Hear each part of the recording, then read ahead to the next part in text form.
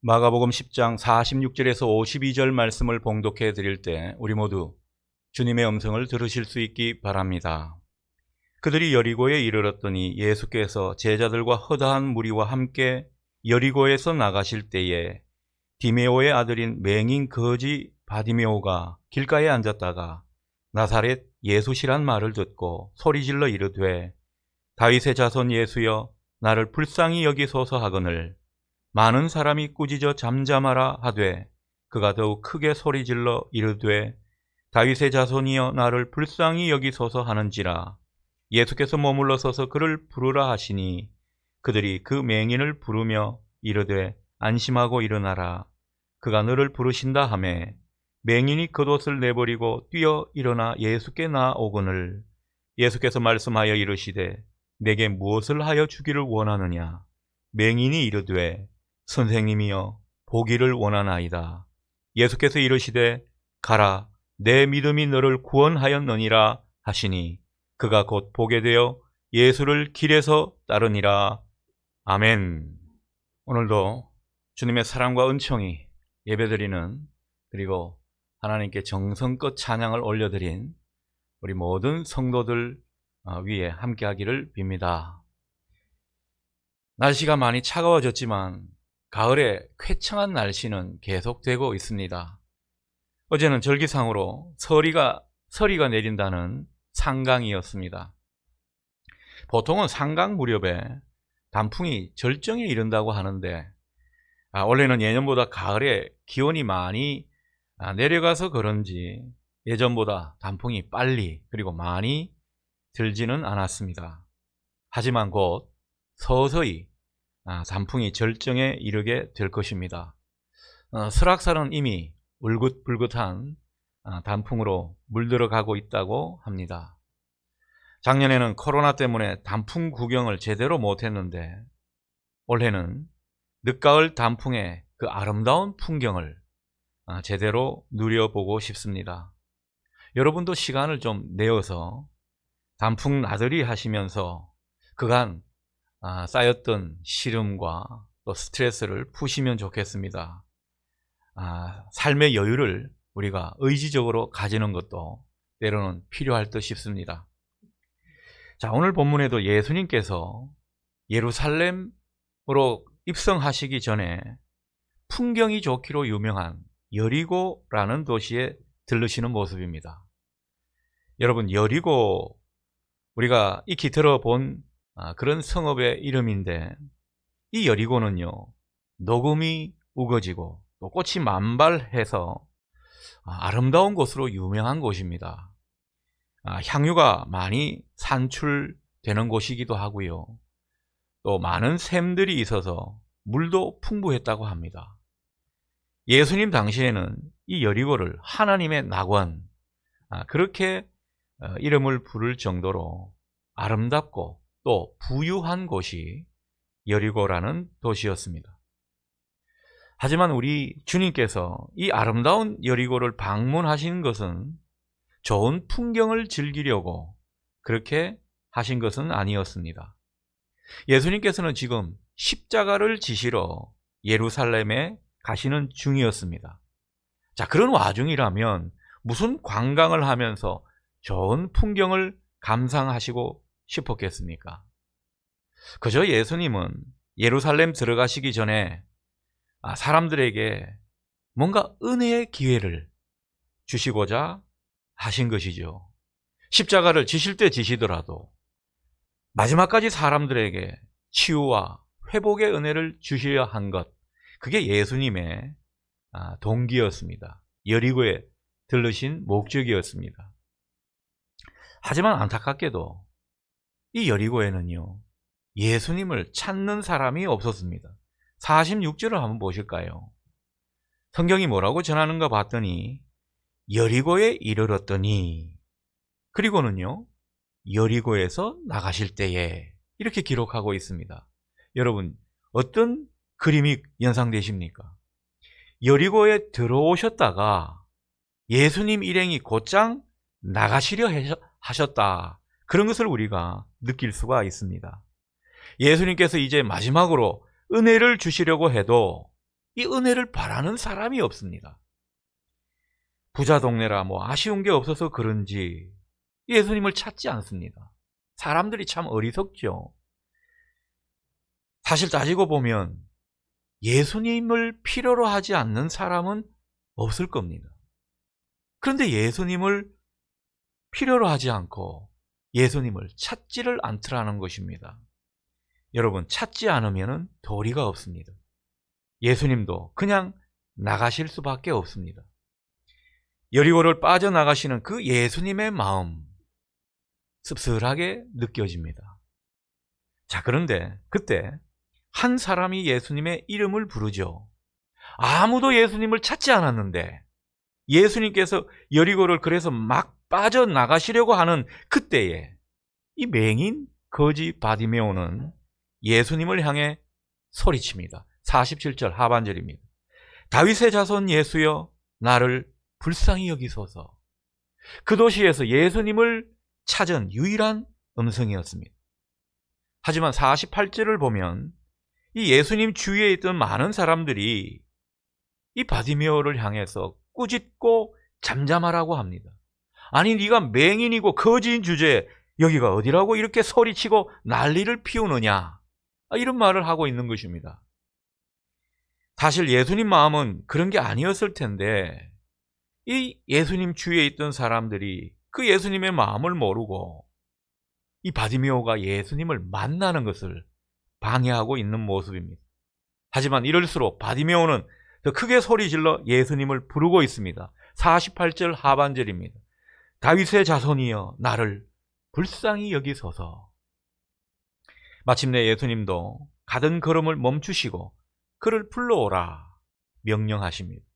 재미있는 것은요, 그전까지 그렇게 바디메오를 잠잠하라 꾸짖고 나무라던 사람들이 뭔가 태도를 바꾸는 모습입니다. 굉장히 부드러워졌습니다. 49절 하반절 뉘앙스를 한번 보시기 바랍니다. 그들이 그 맹인을 부르며 이르되 안심하고 일어나시오. 예수님이 당신을 부르시오. 이렇게 말을 하고 있다라는 겁니다. 얼마나 상냥해졌는지 모릅니다. 조금 전까지 그렇게 완장을 찬 사람들의 말투가 아닙니다. 그 말투가 180도 달라진 그런 모습입니다. 예수님께서 그를 주목하고 오라고 하시니까 그새 슬며시 말과 행동을 바꾸는 모습입니다. 그러고 보면 손바닥 뒤집어지듯이 또 뒤집어지는 게 사람의 마음인 것 같습니다. 오늘 그런 것을 우리가 좀 느끼게 되죠. 이 마음을 이렇게 저렇게 바꾸는 그런 모습을 보면 참 존재의 가벼움을 느끼게 됩니다. 적어도 우리 믿는 사람들만이라도 상황에 따라 마음을 손바닥 뒤집듯 요리조리 뒤집어 버리는 그런 모습이 없었으면 좋겠습니다. 요즘 사람들은 얼마나 그 마음을 많이 뒤집어 보이는지 모릅니다. 자, 바디메오는 이제 얼른 예수님 앞으로 달려갑니다. 50절은 겉옷을 버리고 뛰어 예수님께 나아갈 정도라고 그렇게 전하고 있습니다. 자, 이때 예수님께서 뭐라고 말씀하시죠? 51절 말씀입니다. 내게 무엇하여 주기를 원하느냐? 선생님, 보기를 원합니다. 그러자 예수님은 52절에서 확인하는 것처럼 가라, 내 믿음이 너를 구원하였다. 그렇게 말씀하셨고, 그래서 이 바디메오는요, 이제 예수님의 능력으로 치유를 받게 되었습니다. 보게 되었습니다. 이후 바디메오는 그 예수님이 가시는 길을 자기도 따라 나서게 되었습니다. 오늘 본문이 전해주는 이야기가 이렇습니다. 자, 본문에서 우리가 주목해 볼 것은 보기를 원한다는 그 바디메오에게 예수님께서 그래, 네 소원대로 보거라 이렇게 말씀하시지 않고 52절 상반절처럼 내 믿음이 너를 구원하였다 이런 말씀을 하셨다는 것입니다. 자, 이것을 곱씹어 보면 주님께서 뭔가 이 바디메오의 믿음에 감동하셨고 그래서 그를 칭찬하고 싶으셨던 그런 모습을 느낄 수가 있습니다. 그 믿음에 감동하며 칭찬하셨기 때문에 이후에 위대한 하나님의 능력을 그에게 일으키셨던 것입니다. 그리고 바디메오도 이 주님의 능력을 체험하면서 삶의 용기를 얻었기 때문에 새로운 인생으로 나아갈 수 있었습니다. 여러분, 오늘 성경은 뭔가 은혜에 이어지는 흐름을 우리에게 보여줍니다. 그 은혜에 이어지는 흐름 속에 뭐가 있다고요? 믿음이 있다는 것입니다. 바디메오의 믿음이 있다는 겁니다. 자, 그렇다면 우리가 이 도대체 바디메오의 믿음이 어떤 것이기에 주님을 감동시켰고 주님도 그를 칭찬하셨을까? 그것을 우리가 살펴보고자 하는 것입니다. 자, 먼저는 47절 말씀을 우리 다시 확인해 볼까요? 바디메오는 나사렛 예수가 오셨다는 말을 전해 듣습니다. 그러자 얼른 예수님을 향해 소리쳤죠. 놀랍게도 바디메오가 사람들이 흔히 부르는 대로 나사렛 예수라 부르지 않습니다. 예수님을 다윗의 자손 예수 이렇게 부르고 있습니다. 사실 나사렛 예수 그러면 나사렛에서 선한 것이 나오겠느냐, 이런 나다나엘의 말처럼 이 예수님을 좀 비하하는 느낌이 그 속에 있다고 볼 수 있겠습니다. 하지만 이 바디메오는 예수님을 나사렛 예수라 부르지 않고 다윗의 자손 예수여 이렇게 불렀습니다. 무엇을 뜻하는 것입니까? 바디메오가 예수님을 메시아로 바로 불렀다는 그런 뜻이 되겠습니다. 예수님을 따르는 제자들조차도 이 당시에는 예수님을 제대로 인식하지 못했던 그런 상황이었는데, 비천한 맹인인 그 거지 바디메오가 예수님을 메시아로 바로 인식했다는 그 점이 실로 놀랍게 여겨집니다. 여러분, 아무도 찾지 않는 그런 가운데 유일하게 예수님을 찾았고 거기다가 예수님을 제대로 불렀다면 예수님께서 기쁘시지 않았겠습니까? 바디메오를 얼른 보고 싶어 하셨습니다. 하지만 아까 우리가 살펴봤다시피 이 바디메오에게는 예수님께로 나아오지 못하도록, 예수님을 못 만나도록 막는 사람들이 있었습니다. 여러분, 본문의 바디메오처럼 때로는 우리가 예수님을 만나는 게 쉽지 않을 때가 많이 있습니다. 예수님을 만나고 싶어도 가로막는 무엇인가가 있더라는 거죠. 그게 때로는 사람일 수도 있고 환경일 수도 있고 여러 가지 상황일 수도 있습니다. 예수님을 만나지 못하도록 꾸짖거나 막는 그런 사람들이나 요인 때문에 우리가 그 가운데 의기소침해질 수 있더라는 것입니다. 주님을 만나고 주님을 예배하는 것이 때로는 좌절되는 그런 때가 우리에게는 얼마든지 있을 수 있습니다. 그것을 막는 사람이 때로는 사회 선배일 수도 있고 윗사람일 수도 있고 아니면 가족 중에 어떤 사람이 우리를 막아설 수도 있습니다. 문제는 주님을 의지하고자 하는 우리 신앙을 꺾어버릴 때 우리는 대체로 그런 상황에서 하는 수 없다, 그런 말을 하면서 쉽게 포기해버린다는 사실입니다. 그러나 오늘 본문의 바디메오는 달랐습니다. 그는 이런 상황에, 뭔가 예수님께로 나아가지 못하는 그런 상황에 안 되겠다, 어쩔 수 없구나, 상황이 이러니 아닌가 보다, 이렇게 생각하지 않았다는 것입니다. 놀랍게도 그는 이런 상황에서 의기소침해지거나 좌절하지 않았습니다. 더욱 소리를 높여서 예수님을 찾는 모습입니다. 48절 하반절입니다. 다윗의 자손이여 나를 불쌍히 여기소서. 바디메오는 예수님 만나는 것을 포기하지 않았습니다. 더욱 간절하게 예수님을 찾고 구하는 모습입니다. 예수님께서 반드시 내 문제를 해결해 주실 거라는 이런 믿음이 그에게 있었던 것입니다. 그런 기대를 예수님께 걸었던 것입니다. 그렇기에 간절한 기대로 예수님께 나오게 된 것입니다. 여러분, 간절함이란 믿는 대상에 대해서 우리가 믿음과 기대가 있어야 한다는 것을 말하는 것입니다.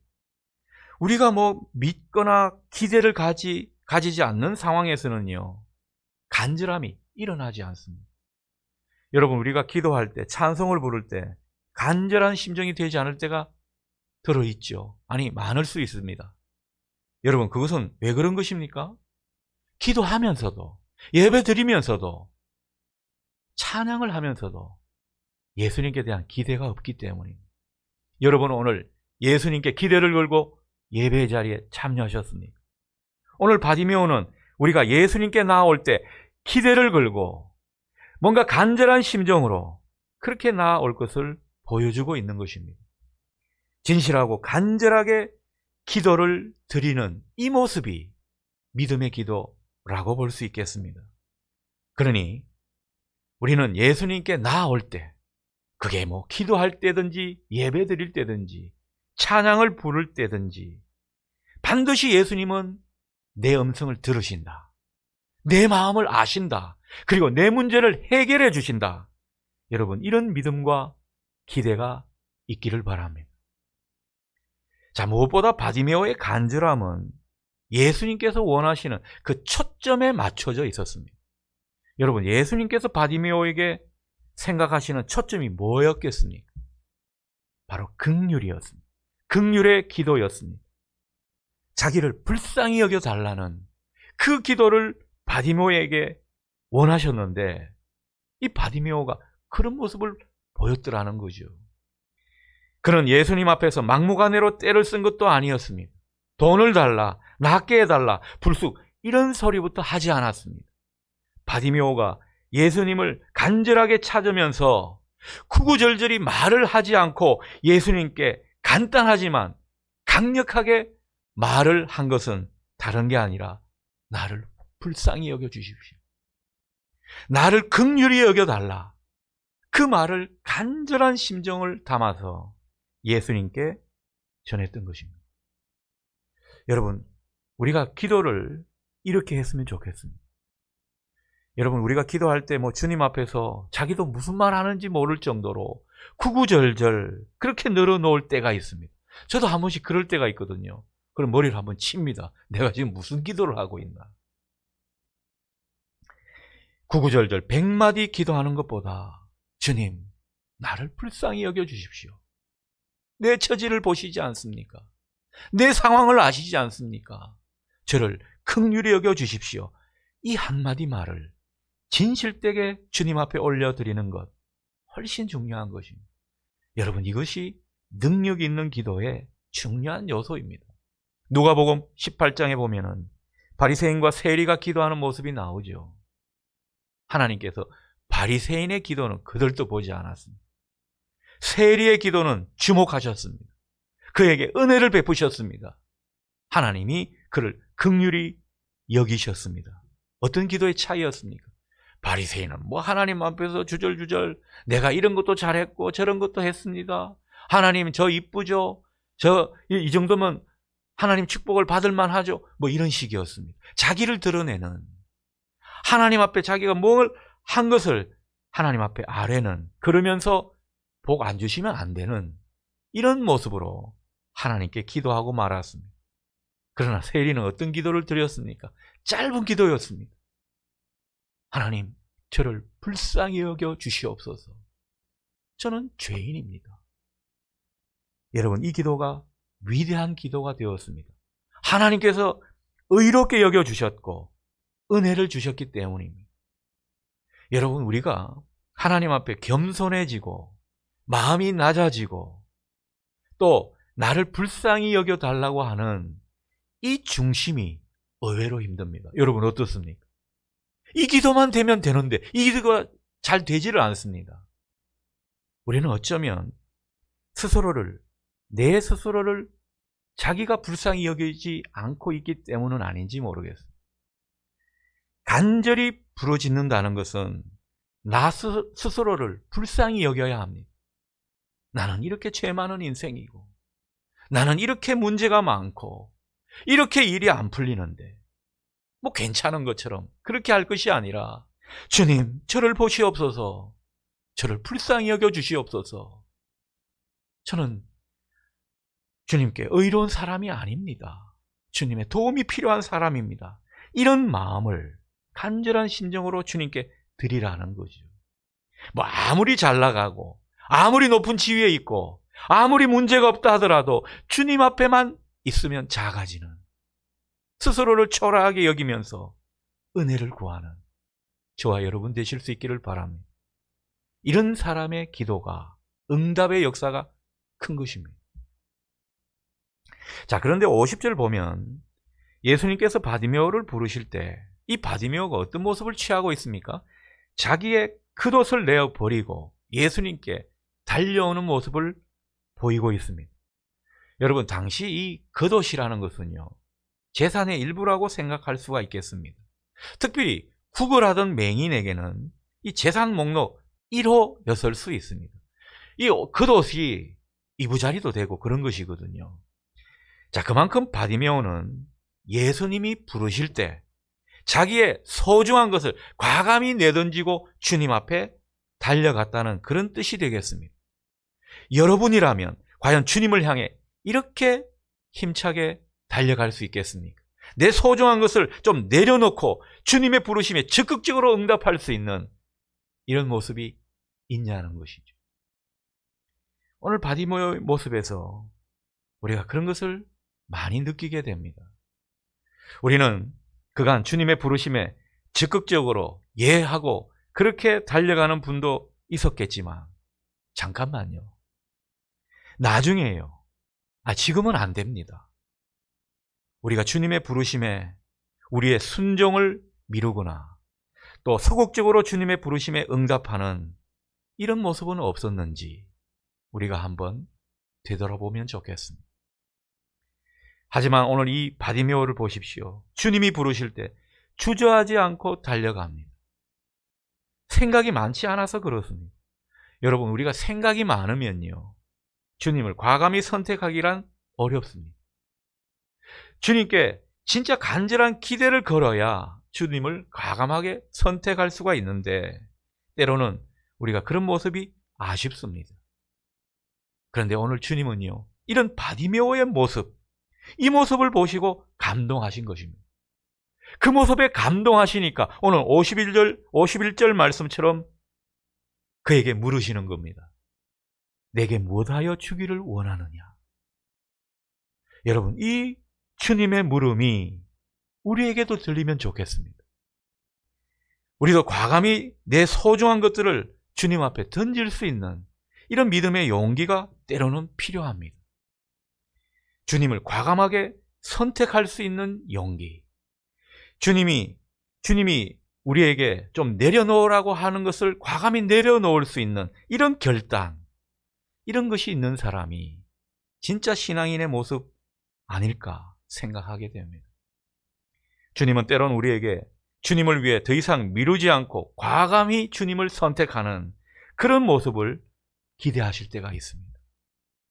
이걸 제대로 마주하는 사람이 놀라운 은총의 세계를 보는 것입니다. 주님은 이런 사람을 좋아하신다는 것을 오늘 바디메오를 통해 많이 느끼게 됩니다. 자, 그런 사람에게 상을 주시고 싶어 하셨고 얼른 응답하시면서 함께 하시는 모습입니다. 오늘 바디메오를 상대하는 이 주님의 마음을 여러분 잘 헤아릴 수 있기를 바랍니다. 자, 마지막으로 바디메오는 예수님께 보기를 원한다 그렇게 말했는데, 과연 주님께서 바디메오가 뭘 원하는지 몰라서 이런 말씀을 하셨겠습니까? 다 아셨습니다.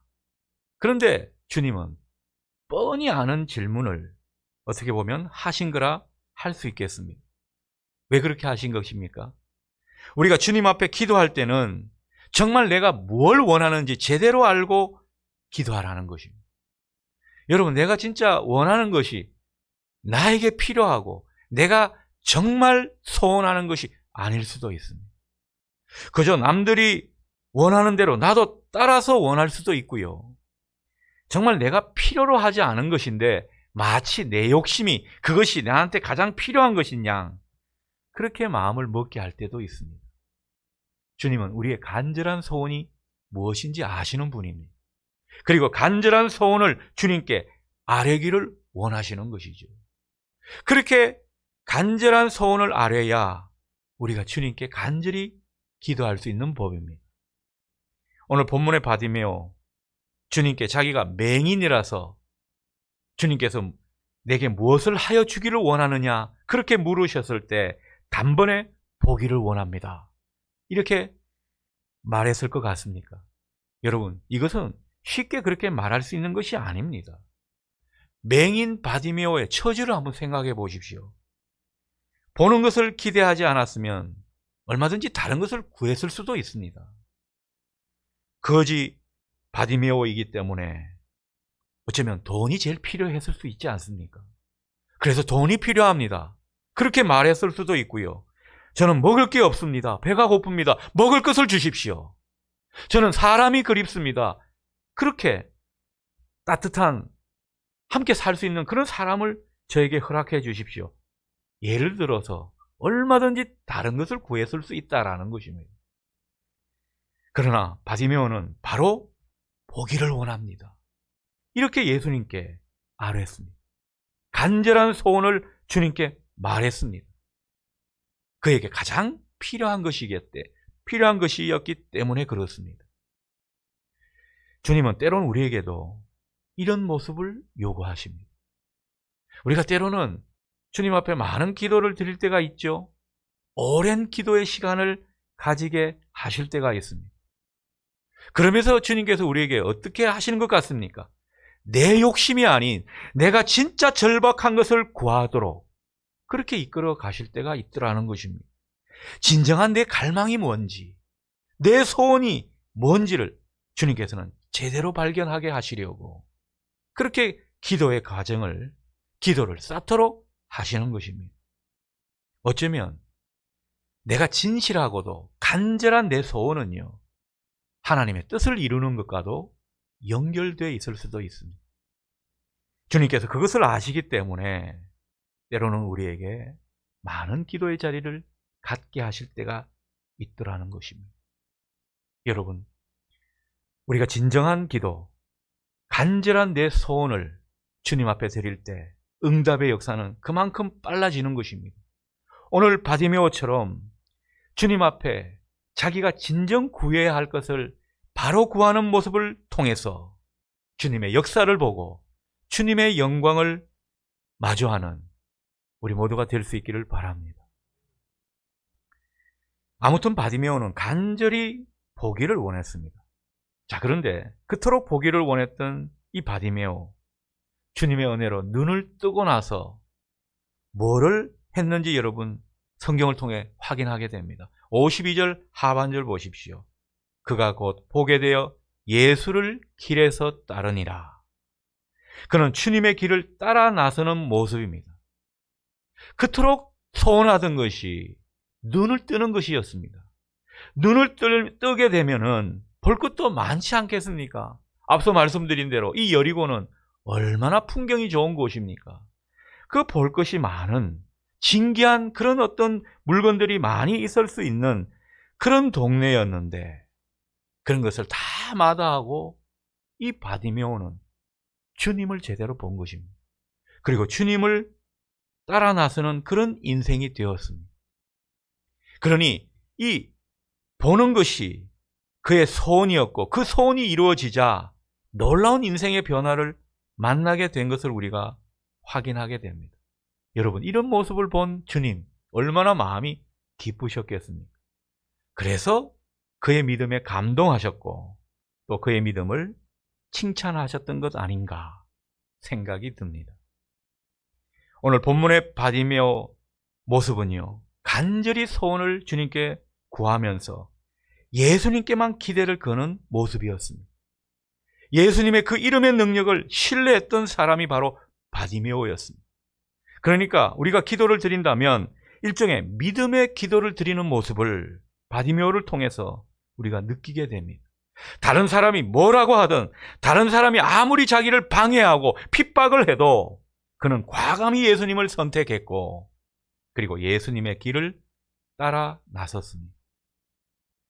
오늘 우리가 바디메오를 통해서 우리도 뭔가 소원을 가진다면 주님, 저도 주님께 간절한 기대를 걸고 주님께 나아가는 그런 사람이 되기를 원합니다.